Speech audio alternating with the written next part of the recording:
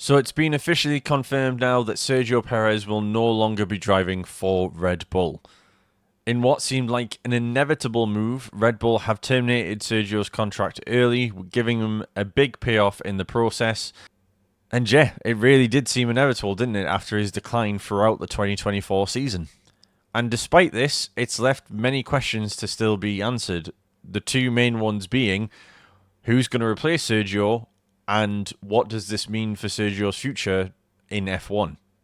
And we'll get to that in a little while. But first, I want to take a look at exactly how we've got here.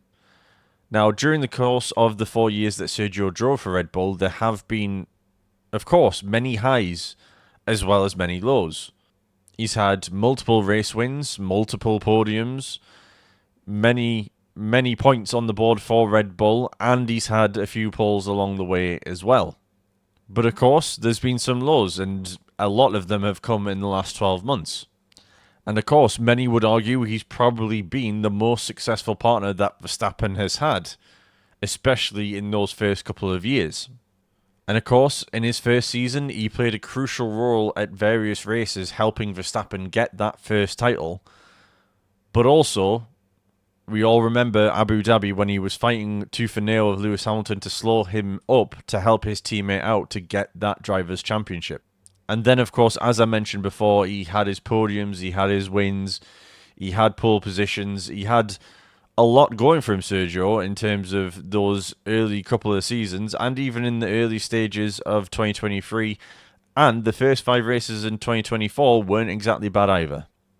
And really, no one could argue that Perez wasn't doing what Horner and Co. wanted him to do, because if you go into that Red Bull team as the second driver, really all you're expected to do is try and back up Max. And to be fair, I think it's safe to say the first 2 seasons he was doing that pretty consistently. But then, unfortunately, came the decline around the middle part of the 2023 season. And again, much like 2024, there was a strong start to the season, but unfortunately, there was a bit of a decline once Max put his dominance in 2023 into full throttle, and then the McLarens suddenly found their pace partway through the season. From Singapore onwards in 2023, he only picked up 1 podium, which, when you consider the Red Bull's dominance throughout the majority of that season, and the McLarens only really being able to compete in the odd race here or there, Sergio really should have picked up more podiums towards that back end of that season. And of course, we all remember Mexico when he crashed out early. And of course, while he did pick up second in the Drivers' Championship, it didn't mean that he'd had maybe the season that Red Bull were looking for. There was such a huge gap between him and Max. And of course, it's hard to compare a driver to Max Verstappen, who is of course an all-time great with 4 world championships under his belt and really the whole Red Bull team behind him. But unfortunately for Sergio, the problems have only really got worse since then, really. As a whole, the 2024 season really was horrific for Sergio. And it was sad to see a great driver like Sergio, who really at any team could do a pretty good job, was being absolutely demolished by Max, but also being crushed in terms of his confidence and really losing all ability with the car that he had at his disposal. Which is surprising considering how well 2024 started for Sergio. Now, like I mentioned before, at the end of 2023, Sergio only had 1 podium to his name in the last 6 or 7 races. You then cut to the start of 2024, Sergio had 4 podiums in the first 5 races alone. And then in Miami, he had 4th position when the McLarens, or so everyone points to, the Miami race being where McLaren woke up. So to get 4th isn't exactly a bad position from there. And on the back of that start, Red Bull actually gave Sergio a contract extension. 1, to try and boost the confidence of the driver, and 2, to sort of quiet down the chat of him being replaced at the end of the 2024 season, which was only growing week by week. But unfortunately, from Miami onwards, the best result Sergio could muster for the rest of the season was a P6 in the Dutch Grand Prix. Now, of course, in terms of the car itself, 2024 was a very different season for Red Bull than they've had really for the past few seasons. the dominance was pretty much wiped out from Miami onwards, and Max was struggling to get the most out of the car at times, even though he was still getting consistent podiums, he was still in the fight for wins. Max went probably the longest he's been without a win for about 4 or 5 seasons. So, again, it was a struggle for Max. So, for Sergio, who's obviously a step below Max in terms of being competitive, was going to find it even harder. But with that being said, with the jumbled up order of the sort of top 6 or 7 drivers on the grid, you'd still expect Sergio to be fighting for P5s or, being up there in terms of consistent points, which unfortunately just wasn't the case. And that, of course, will be why Red Bull has made the call that they've made to remove Perez from the equation and to bring a new driver in. Because, of course, we all know going into 2025, there is going to be a much tighter top pecking of the order.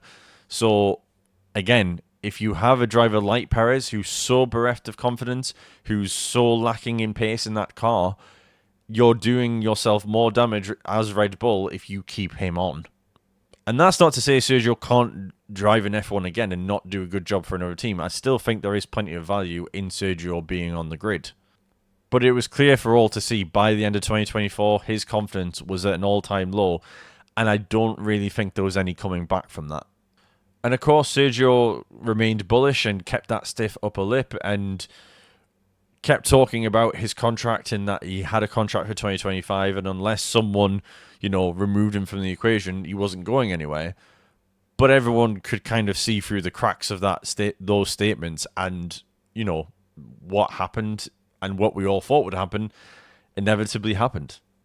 And as we've seen over the years in F1, if a driver loses the confidence in the car and their abilities, it is a very quick spiral in performance and in lap times and in overall positions on the grid. And for Red Bull, we've seen with them, they can be quite ruthless and get rid of people mid-season. And to be fair to their credit, they did stick it out with Sergio and tried to give him as much as they could. Now, some might argue they could have maybe done this a little bit earlier with the car and try and helped him out a little bit earlier. But of course, it's Red Bull. Not everything's going to be perfect, and no one's going to make perfect decisions all the time. Horner's admitted that, Red Bull made mistakes. Sergio has pointed at the fact that the car didn't work for him fully. So everyone can put their hands up and say, look, we did everything we can, it just didn't work out.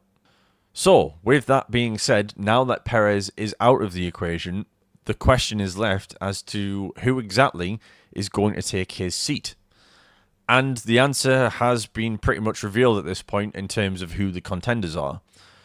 In an interview with Sky Sports yesterday, Christian Horner confirmed that basically it is down to Yuki Tsunoda or Liam Lawson to take that seat.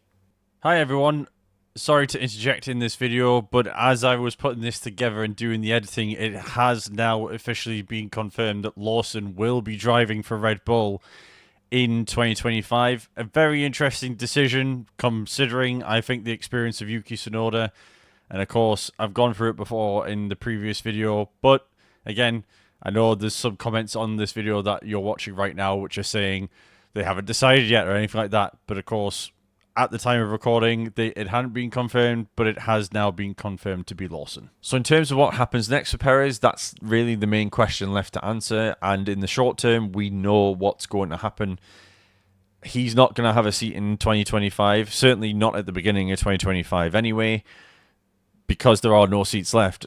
And that's maybe where it's been a little bit of a head scratcher for Sergio, because I think if the decision had been made earlier, either by himself or Red Bull, to leave the team, he probably would have been able to get a seat at one of the lower ranked teams. Now, he's probably thinking to himself, I don't really want to leave Red Bull to make a massive step down, because this is probably my last big chance to be at a big team. And to be fair, I can understand that, and I think we can all understand that, really. But to be fair to him, it's probably best for him to have a bit of a break in 2025, have a bit of a reset, find that mojo again, come back stronger, and see what's available for 2026. But also, there's the possibility, if drivers don't perform during the 2025 season, something may open up early, and he might be one of those drivers that they come to.